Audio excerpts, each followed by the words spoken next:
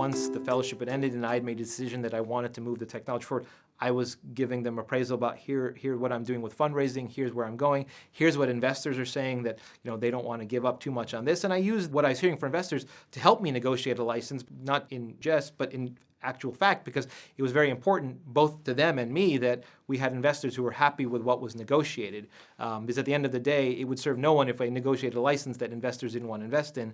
And so it was a very open discussion on all sides, so I think it really went well. And that license, when we first implemented it, was very good. But as we developed, as some things took longer or reimbursement changed, we renegotiated certain terms at certain points based on me going back and having a good relationships to tell them, like, look, here's how things have changed. Here's where we maybe need to renegotiate. So, for instance, we moved from a perhaps percent of sales to a per unit amount because that made more sense for where we were, et cetera. So there's a lot of different things that I think can be done, and I think OTL was extremely reasonable, and I think because they knew that we were all trying to go in the same direction. And there was other things I would do. Every year you have to give them a report about what's happened to their license, like, so did you hit your milestones along the way? Because there's other things that are part of a license I should mention. There's usually initiation fees, like you got to pay them a little up front to just start the license, and then there's maintenance fees.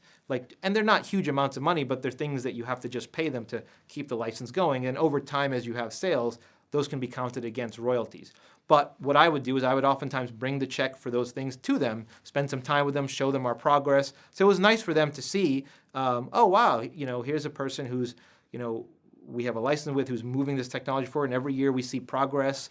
And so having that open relationship has allowed us to have a very good interaction with them and continued allowed us to make changes where necessary that were in the best interest of the business, which ultimately is also in the best interest of the license and what they get back.